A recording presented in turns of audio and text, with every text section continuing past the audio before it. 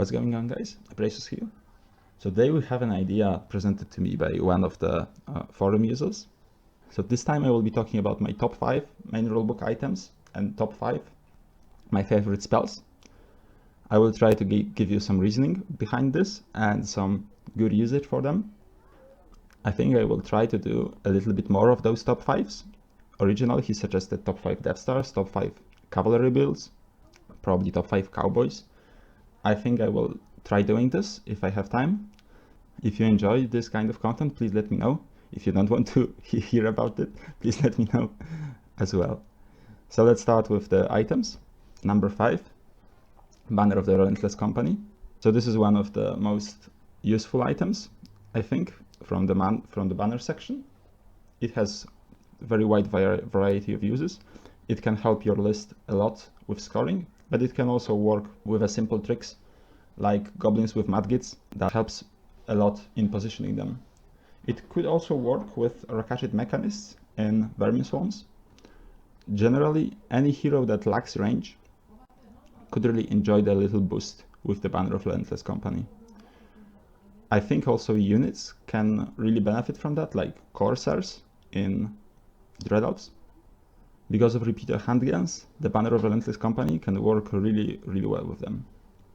The same goes for blunderbusses, although they cannot have the banner themselves.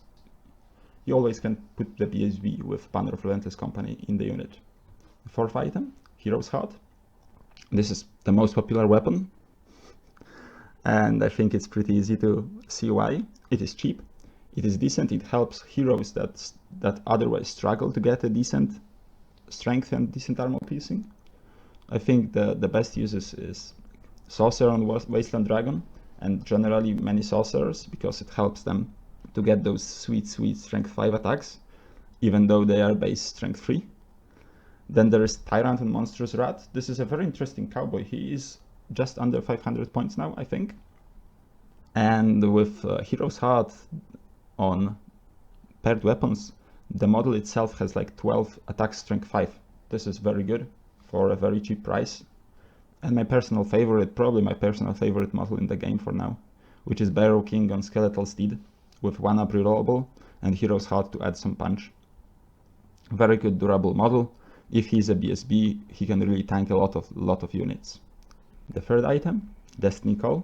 We are in the cheap department. You know I like cheap. And this is the cheapest way to get the 4-up Aegis for any guys that are low armored or just don't want to spend so many points. So Forest Prince on Great Elk is a very good example, because even though he is mounted, he's still standard height.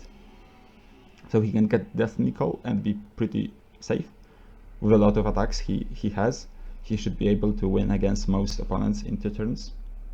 Then you have the Queen's Companion Prince with the Deadly Spear. He is a very good support to any High Elves unit. Without Destiny Call, many opponents could decide to direct some attacks at him, but with Destiny Call you are so desperate to get more CR against High Elf units very often that you can't afford to attack this guy. So number 2, Scepter of Power. I think the usage depends on the casting values you have on your spells. So for example, with Nosferatu Master with Occultism, you can get 18-inch 2d6 strength 6 hits, and the only problem is that the casting value is pretty high. So with the casting value of 11 up, you practically have to throw 4 dice on it. And with Scepter of Power, you can easily try to casting it with 3 dice. So this all goes for casting values of 10 up or 9 up if you don't have a master. So all those that lack just a little bit to have to be cast with 1 dice less. And obviously, if you don't use it for casting rolls, maybe sometimes it can save your life with the Dispelling roll. This looks very decent and it's pretty cheap as well. And my personal favorite, and probably those of you who know me could expect that, Crown with the Wizard King. This is an item which I had on the ETC for 2 years. On the 3rd year, I was unfortunately unable to take it because I was playing demons who don't have access to this. I think even without access to enchantments, it is very interesting. The random nature can sometimes completely change the matchup or just boost you where you want. With the Crown of the Wizard King and the Wizard Master, you first roll for the crown, and then you know if you want more buffs or more damage spells on your wizard, which can complement magic quite well. But obviously it works best with Divination Master. So the Architect, very interesting pick. The PS Beyond Monstrous Rat if you have the Vermin Demon nearby, also pretty good. And then Vizier, because I played the Crown of the Wizard King on the Vizier for 2 years, so I cannot say that this is not an interesting pick. I always felt like Infernal Wolf's magic lacked a bit, so the Vizier with Crown of the Wizard King was a pretty good complement to that. Now let's go to the spell section. Number 5, Smite the Unbeliever. Pretty low casting values, the very good range, and this is basically the only real spell in Thaumaturgy that supports combat. I think it's very dangerous, and the minus resilience version with the very shooting army is very good. So for example with rats, the minus resilience version can be very deadly. I think it's just a good spell, a very good versatile spell. Probably my favorite from Thaumaturgy, because it's stable. Like most of the other spells are very random, and this one is not as random, and it's also pretty interesting. You can basically throw it in the small version on the opponent just to discourage him from charging you, which is very interesting. The number 4, the Stars Align. Again, a very versatile spell with reroll to hit for melee and shooting attacks. Obviously main user are big units of archers, so it's used very good with Highborn Elves, but also recently with Sylvan Elves, since they started trying the bigger archer units as well, since the additional models on archers are ridiculously cheap now. The Stars Line is one of the reasons why I think Divination is much better with armies that also have a big shooting unit. If you don't have a big shooting unit, or at least a strong shooting unit like Dreadmill, I think Divination is a bit wasted because you don't use it to full potential. Number 3, Portent of Doom. I think you all expected it to be here somewhere.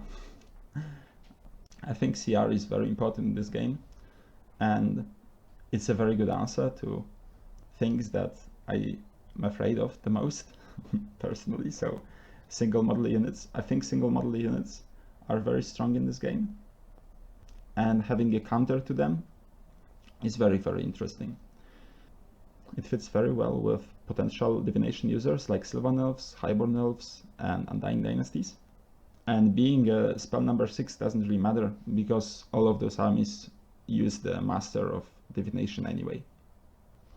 Spell number 2, Breath of Corruption.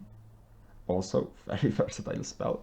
It can work as combat buff as well as a very good shooting attack. It helps against the cavalry units. It has a very, very low casting value, 5 up to cast on the caster and have an 18-inch breath shooting attack. Whew. And then it's only on number 4, so it's available for the adept. I'm really impressed by it. This would be my personal favorite if not for the Raven's Wing. Again, very low casting value, and the magical movement spells are very interesting. They help with positioning, they help with getting your shooting units in place, they help with getting out of line of sights, and the range of this one is ridiculous. This is 24-inch movement spell. The other movement spell you can have from Evocation Lore has only 12-inch range, and the 12-inch and 24-inch, that's you also have some sweeping attacks here. And the best thing is, you can have it on the Apprentice. Like, get your Demon Prince, the Apprentice, get any mage with an Apprentice in the list, and you all of a sudden have the Raven's Wing. That's huge. I know I tested it a bit before the ETC. Unfortunately, I couldn't squeeze it in, but it's still very powerful. Hope you guys enjoyed it. If you don't agree, if you have other suggestions for the best items or best spells, please let me know in the comments down below. Hope you guys enjoyed it, and see you in the next one. Cheers!